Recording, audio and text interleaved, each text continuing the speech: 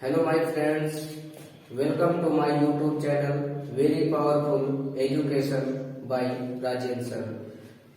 तो फ्रेंड्स, आज का जो हम चैप्टर लेकर चलने वाले हैं वो है प्रकाश का परावर्तन, रिफ्लेक्शन ऑफ लाइट। ठीक है, अब पहले तो मैं आपको ये बता दूं कि ये प्रकाश का परावर्तन किस कक्षा के विद्यार्थियों के लिए अवेलेबल है या किस कक्षा के विद्यार्थी इसको देख सकते हैं, पढ़ सकते हैं। तो इसमें से कक्षा 6, कक्षा 7, 8, 10, 12 और अदर कंपटीशन एग्जाम जो होते हैं गवर्नमेंट नौकरी के लिए, तो उन बच्चों के लिए ये पाठ बहुत महत्वपूर्ण उत्तरदायी होगा।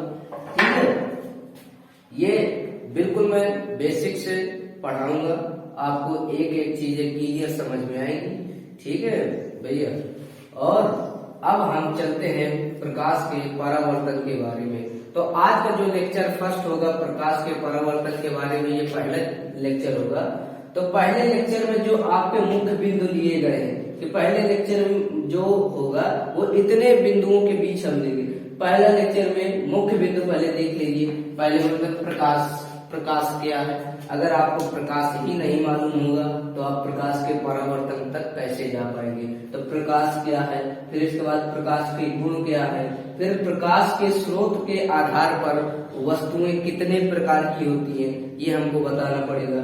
फिर प्रकाश किरण क्या है, प्रकाश किरण पुंज किसे कहते हैं, फिर इसी में एक हेडिंग आ जाएगा प्रकाश किरण पुंजों के प्रकार हो जाते हैं, तो इसी के अंतर्गत आ जाएगा।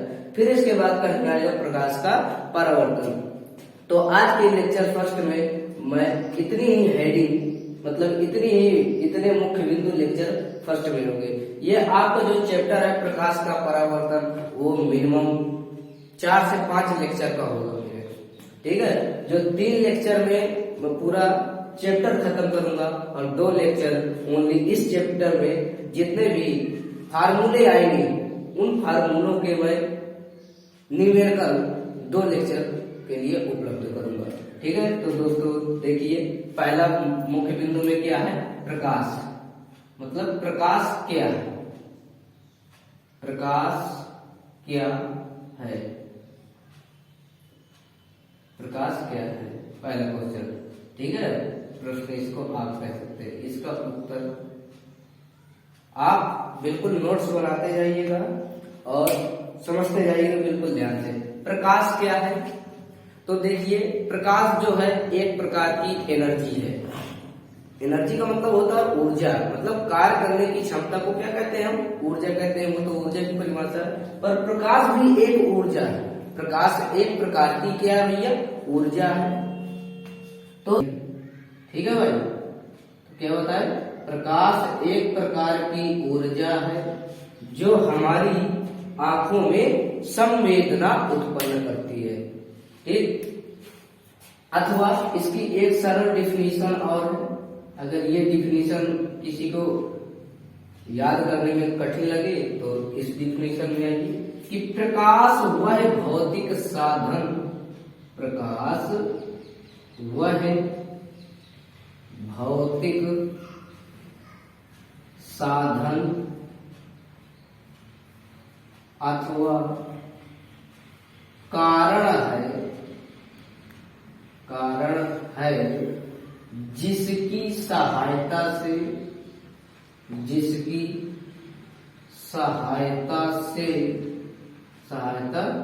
से हम आसपास की वस्तुओं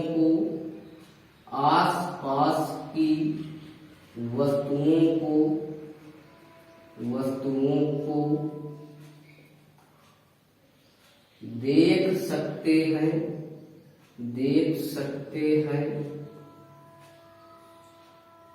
तथा यह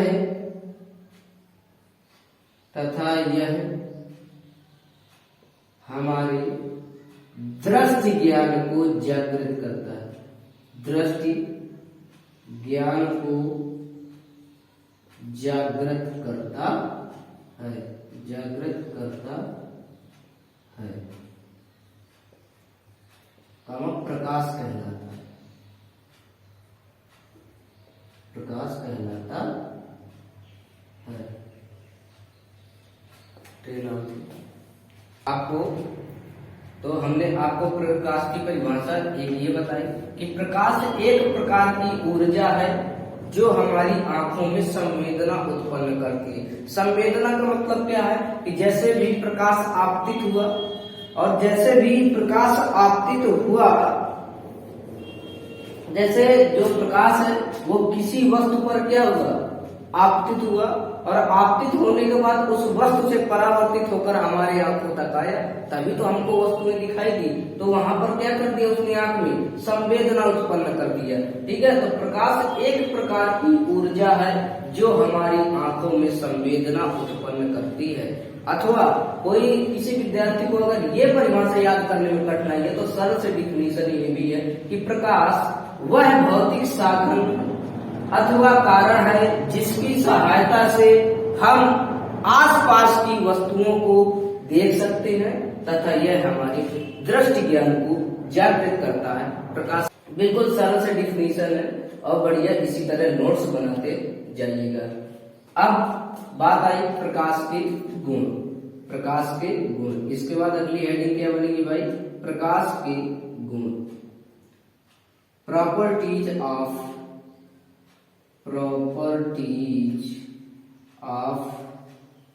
लाइट। लाइट मीन्स होता है प्रकाश भी। तो प्रकाश के गुण मतलब क्या है, पहला गुण जो है कि प्रकाश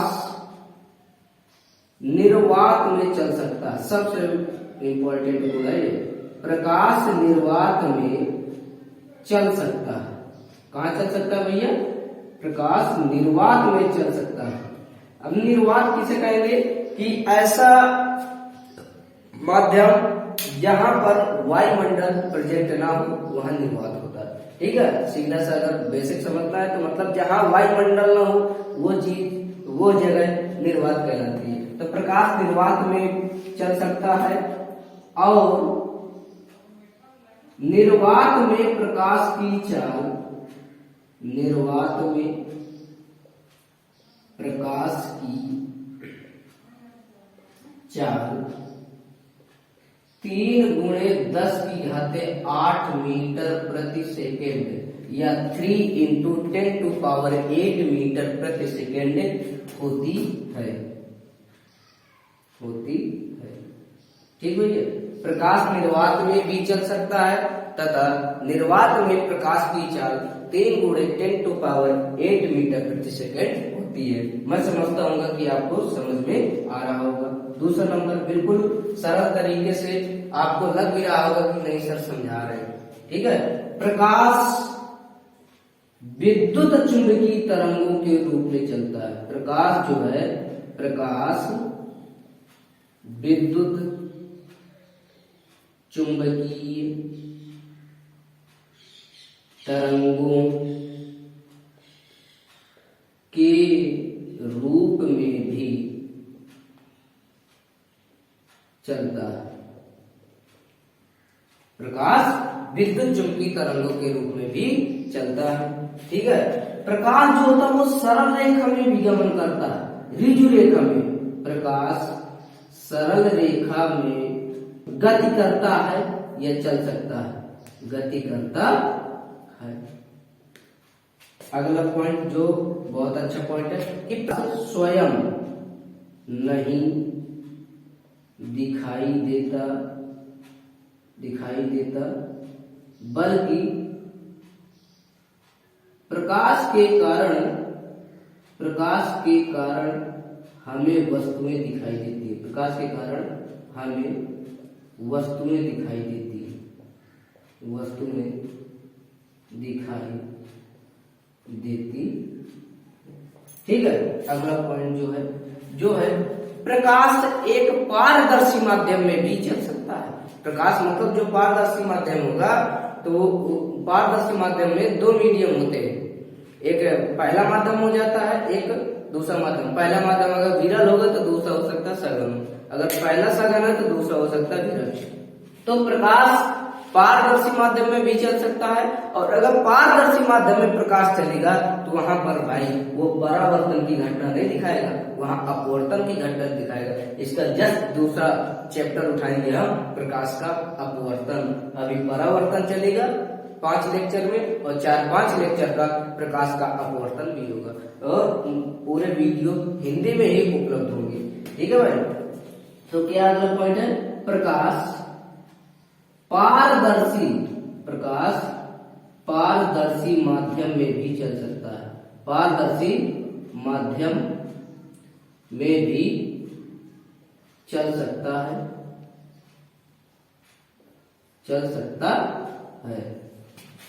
तथा पारदर्शी माध्यम में चल सकता है तो ये किसकी घटना दिखाएगा भाई, अपवर्तन की घटना दिखाएगा। ठीक है। और चमकदार, अगला पॉइंट है, चमकदार सतहों से प्रकाश का परावर्तन होता है। चमकदार सतहों से प्रकाश का परावर्तन होता है। क्या होता है भाई, प्रकाश का परावर्तन होता है, रिफ्लेक्ट हो जाता है, परावर्तन होता है। और एक पॉइंट और है, 7 पॉइंट लिखाया है, 7 में से आप हाई स्कूल अगर स्तर के हैं तो मिनिमम 4 या 5 याद कर लीजिए, अगर आएगा कि प्रकाश के गुण लिखिए। ठीक है। यहां से पेपर में 4 नंबर, दृश्य प्रकाश की तरंग दैर्घ्य, दृश्य प्रकाश की तरंग दैर्घ्य, वेवलेंथ जो होती है इसकी तरंग दैर्घ्य, वो 3900 एंगस्ट्रॉम से 7800 एंगस्ट्रॉम होती है। कितना भाई, 3900 एंगस्ट्रॉम से 7800 एंगस्ट्रॉम होती है। ठीक है। अब आप लोग, मेरा जो पर्सनल मोबाइल नंबर है वो है 8115-990-167। किसी भी विद्यार्थी को कोई भी अगर इस चैप्टर से कोई भी अगर प्रॉब्लम आती है तो ये मेरा व्हाट्सएप नंबर है, उसमें आप मुझको कमेंट भेज सकते हैं। ठीक है। पर्सनल, और मैं उसके उत्तर आपको जरूर प्रोवाइड कर दूंगा। तो आप मुझको कमेंट में जरूर ये बताना कि 1 एंगस्ट्रॉम बराबर कितने मीटर होता है। वैसे तो जब नहीं आएगा तो बताऊंगा, 1 एंगस्ट्रॉम बराबर कितने मीटर होते हैं, ये जरूर बताइएगा। और क्या भाई बता दें, चलिए ठीक है। तो 1 एंगस्ट्रॉम बराबर 10⁻⁻10 मीटर होता है। ठीक है। तो किसी भी विद्यार्थी को अगर दिक्कत हो तो ये मेरा पर्सनल व्हाट्सएप नंबर है, इसमें आप जरूर प्रॉब्लम को बताइएगा तो उसको सॉल्व करने की कोशिश करेंगे। तो प्रकाश गुण क्या है, पहला गुण, प्रकाश निर्वात में चल सकता है तथा निर्वात में प्रकाश की चाल 3 × 10⁸ मीटर प्रति सेकेंड होती है। दूसरा, प्रकाश विद्युत चुम्बकीय तरंगों के रूप में भी चल सकता है। अगला नंबर, दूसरा नंबर, प्रकाश विद्युत चुम्बकीय तरंगों के रूप में भी चल सकता है। तीसरा, प्रकाश सरल रेखा में गति करता है। और चौथा, प्रकाश स्वयं दिखाई नहीं देता परंतु प्रकाश के कारण हमको वस्तुएं दिखाई देती हैं। ठीक है। अगला नंबर, प्रकाश पारदर्शी माध्यम में चल सकता है। और पारदर्शी माध्यम में चलने का मतलब कि प्रकाश वहां पर अपवर्तन की घटना दिखाएगा। ठीक है। छठवां, चमकदार सतहों से प्रकाश का परावर्तन होता है। अगर कोई प्रकाश चमकदार सतह पर आपतित हो रहा है तो समझ लीजिए वहां पर पक्का 100% वहां पर रिफ्लेक्शन की घटना होगी, परावर्तन की घटना। अगला, दृश्य प्रकाश की तरंग दैर्घ्य 3900 एंगस्ट्रॉम से 7800 एंगस्ट्रॉम होती है, और 1 एंगस्ट्रॉम बराबर 10⁻⁻10 मीटर होता है।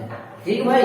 तो मैं समझता हूँ कि आपको समझ में आया होगा। और अगली हम मुख्य बिंदु पर चल रहे हैं जो आज के लेक्चर में शामिल किए गए। तो अगला बिंदु है आपका प्रकाश के स्रोत के आधार पर वस्तुएं।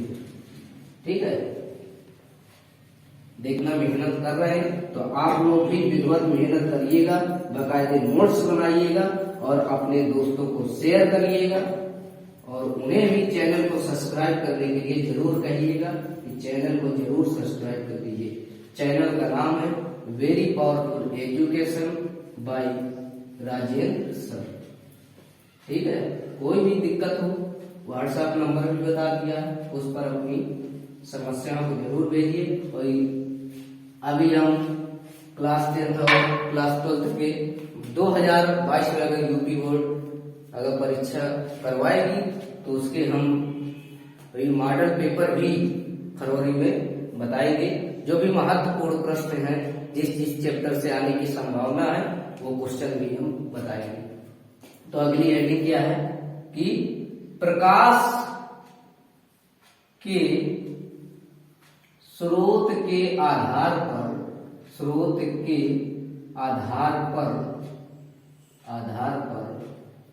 वस्तुएं दो प्रकार की होती है।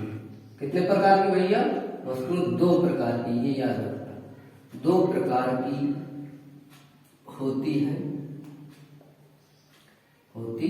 पहला नंबर है प्रदीप्त, या उसी को कह देते हैं दीप्त वस्तुएं। तो प्रदीप्त व दीप्त वस्तुएं क्या है? मैं परिभाषा नहीं लिखा रहा, सुन लीजिएगा कि प्रदीप्त वस्तु उन्हें कहते हैं कि वे वस्तुएं जो प्रकाश का उत्सर्जन स्वयं कर दे, उनको प्रदीप्त या दीप्त वस्तु कहते हैं। जैसे सूर्य, मोमबत्ती आदि, ये इसके एग्जाम्पल है। ये स्वयं प्रकाश का उत्सर्जन करती है। ठीक है, तो जो वस्तुएं स्वयं प्रकाश का उत्सर्जन करती हैं उनको दीप्त वस्तुएं कहते हैं। दूसरा नंबर है अप्रदीप्त कह दे, या अप्रदीप्त कह दे, या अदीप्त कह दे। ठीक है, नेम याद करिएगा वस्तुएं। तो इनकी परिभाषा क्या है कि वे वस्तुएं जो प्रकाश का उत्सर्जन स्वयं नहीं करती, लेकिन दीप्त वस्तुओं का प्रकाश आपतित होने पर अगर ये वस्तुएं दिखाई दे जाए तो उनको हम क्या कहेंगे? अदीप्त वस्तु कहेंगे। मतलब कि अदीप्त वस्तुएं जो है वो प्रकाश का उत्सर्जन नहीं करती, वो दूसरों के प्रकाश से, मतलब दूसरों का प्रकाश क्या हो? प्रदीप्त वस्तु। जैसे प्रदीप्त वस्तु क्या है कि प्रदीप्त वस्तु प्रकाश का स्वयं उत्सर्जन करती है। तो जहां पर प्रकाश दीप्त वस्तु का प्रकाश पड़ेगा, आपतित होगा, तो वहां पर जो भी आपतित होने पर जो भी वस्तुएं दिखाई दे वो आपकी अदीप्त वस्तुएं कहलाएंगी। जैसे एग्जाम्पल में ले लेते मेज, कुर्सी और एक और चंद्रमा, ठीक है, मून आदि। मतलब कि प्रदीप का उदाहरण सूर्य और अप्रदीप का उदाहरण चंद्रमा होता है। अगली हेडिंग क्या है भैया? तेज तो नहीं बोल रहे? ठीक है, अगली हेडिंग है आपकी प्रकाश किरण। क्या भाई? प्रकाश किरण, रे ऑफ लाइट। इस सामान्य माध्यम में प्रकाश एक बिंदु से दूसरे बिंदु तक जिस रेखीय मार्ग से या सरल मार्ग से होकर जाता है उसको प्रकाश किरण कहते हैं। ठीक है, अब प्रकाश किरण पुंज क्या है? प्रकाश किरण पुंज, इसी में थोड़ा आप समझिए कि एक दिशा में जो भी प्रकाश किरणों का समूह होता है उसको प्रकाश किरण पुंज कहते हैं। मतलब कि अर्थात प्रकाश किरणों के समूह को प्रकाश किरण पुंज कहते हैं। और जो आपका प्रकाश किरण पुंज होता है वो 3 प्रकार का होता है। प्रकाश किरण पुंज 3 प्रकार के होते हैं। कितने प्रकार के होते? 3 प्रकार के होते हैं। पहला नंबर जो है आपका होता है अभिसारी किरण पुंज। अभिसारी किरण पुंज। दूसरा अपसारी किरण पुंज। अपसारी किरण पुंज। और तीसरा होता है आपका समांतर किरण पुंज। समांतर किरण पुंज। ठीक है, अभिसारी किरण पुंज, अपसारी किरण पुंज और समांतर किरण पुंज। मतलब प्रकाश किरण की पुंज की परिभाषा बता दी कि प्रकाश किरणों के समूह को प्रकाश किरण पुंज कहेंगे तथा यह 3 प्रकार के होते हैं। अभिसारी किरण पुंज, अपसारी किरण पुंज और समांतर किरण पुंज। अब इनकी परिभाषा समझेंगे परिभाषा सुन करके लिख लीजिएगा मुझे, ठीक है। अभिसारी किरण पुंज किसे कहेंगे? अब देखिएगा, अपसारी किरण पुंज किसे कहते हैं? तो यदि प्रकाश की किरणें एक बिंदु से आती हुई प्रतीत होती हूँ, क्या भैया? आती हुई प्रतीत हूँ, तो उन्हें अपसारी किरण पुंज कहते हैं। उन्हें अपसारी किरण पुंज कहते हैं। एक बिंदु से आती हुई अगर प्रतीत होती है तो उनको अपसारी किरण पुंज कहते हैं। अब आई समाधि। प्रकाश की किरणें, वे प्रकाश की सभी किरणें जो आपस में कभी ना मिले, वे प्रकाश की सभी किरणें जो आपस में कभी ना मिले और सदैव एक दूसरे के समांतर रहे, उनको समांतर किरण पुंज कहते हैं। और इसका एग्जाम्पल ये वाला ये डायग्राम, ठीक है। इनके परिभाषा लिखते जाइएगा, उसके नीचे ये चित्र बना लीजिए। ये अभिसारी का है, ये अपसारी किरण पुंज का है और ये समांतर किरण पुंज का है।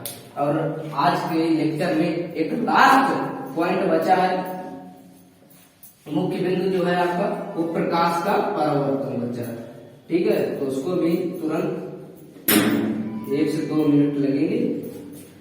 अगली हेडिंग देखिएगा, प्रकाश किरण पुंज के बाद हम लास्ट जो इस लेक्चर का जो लास्ट है, जो भी लेक्चर देंगे तो पहले उसके हम सभी मुख्य बिंदु बता देंगे कि इस लेक्चर में हम इतने मुख्य बिंदु रखें। तो इस लेक्चर में प्रकाश किरण पुंज तक के मुख्य बिंदु हो गए, लास्ट मुख्य, ठीक है। प्रकाश का परावर्तन। प्रकाश का परावर्तन क्या है कि जब प्रकाश किसी चिकने या पालिशदार सतह से टकरा करके उसी माध्यम में लौट जाता है तो उस क्रिया को प्रकाश का परावर्तन कहते हैं। ये आपका एक चिकना तल है जिसके एक पृष्ठ पर क्या हो गई? पालिश, तो इसको हम परावर्तक तल कह देते हैं या इसको दर्पण भी कह देते हैं, ठीक है। तो इसको परावर्तक तल भी कह दीजिए, यह दर्पण भी कह दीजिए। हमने परावर्तक तल कह दिया, ठीक है। तो क्या बताया कि जब प्रकाश एक चिकने या पालिशदार सतह से टकरा करके उसी माध्यम में वापस लौट जाता है तो वापस लौटने की ये जो घटना होती है इसको हम प्रकाश का परावर्तन कहते हैं। अथवा एक और सरल सी परिभाषा समझिएगा कि प्रकाश का अपारदर्शी तलों से टकराकर, इसको अपारदर्शी तल भी कहते हैं कि ऐसा तल जिसमें से प्रकाश बिल्कुल ना निकले, उसको अपारदर्शी तल।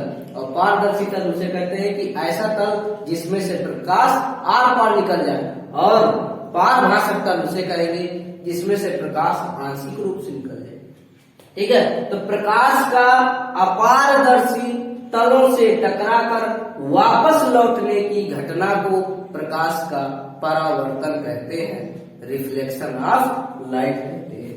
तो जो भी प्रकाश परावर्तक तल पर गिरता है जो, तो उसको हम कहते हैं आपतित, और ये किरण, आपतित किरण। अब परावर्तक तल से जो टकरा करके वापस लौटती है उसको कहते हैं परावर्तित किरण। क्या कहते हैं भैया? परावर्तित किरण। यहां से एक नॉर्मल खींच देते हैं, अभिलंब, अभिलंब जिसको एल से प्रदर्शित करते हैं। माना कोई आपतित किरण आपकी AB है, क्या है? AB है, और जो परावर्तित किरण है वो क्या? BC है। तो आपतित किरण ये क्या है आपका? अभिलंब। क्या भैया? अभिलंब। तो आपतित किरण और अभिलंब के बीच बना कोण जो होता है वो आपका होता है आपतन कोण। क्या होता है भाई? आपतन कोण, जिसको I से प्रदर्शित करते हैं। आपतित किरण और अभिलंब के बीच बना कोण आपतन कोण, और परावर्तित किरण और अभिलंब के बीच बना कोण उसको कहते हैं परावर्तन कोण, ठीक है, जिसको R से प्रदर्शित करते हैं, स्मॉल R से प्रदर्शित करते हैं। और ये जो तीनों आपतित किरण, अभिलंब, परावर्तित किरण, तीनों जिस बिंदु पर मिलते हैं परावर्तक तल के, उसको हम आपतन बिंदु कहते हैं। क्या कहते हैं भैया? आपतन बिंदु कहते हैं। और इन्हीं से प्रकाश के परावर्तन के, अगले लेक्चर में पढ़ाऊंगा प्रकाश के परावर्तन के नियम, तो वहां बताऊंगा। इसी डायग्राम से अब जब आप लोग परिभाषा लिख लीजिएगा प्रकाश का परावर्तन, तो ये पूरा डायग्राम बना लेना उसके नीचे, ठीक है। तो वहीं से इसके दो नियम निकलेंगे। क्या निकलेंगे कि आपतन कोण I और परावर्तन कोण R हमेशा बराबर होते हैं। जितने एंगल पर आपतित किरण गिरेगी उतने एंगल पर परावर्तित किरण जाएगी। और दूसरा नियम होगा कि आपतित किरण और परावर्तित किरण और अभिलंब तीनों एक बिंदु पर होते हैं परावर्तन करके, जिसको हम आपतन बिंदु कहते हैं। इन्हीं को परावर्तन के नियम कहते हैं, और दो नियम, ठीक है। तो आज का लेक्चर मैं समझता हूँ कि आपको बढ़िया समझ में आया होगा, ठीक है। और अब हम मिलेंगे अगले लेक्चर में इसी के आगे। धन्यवाद।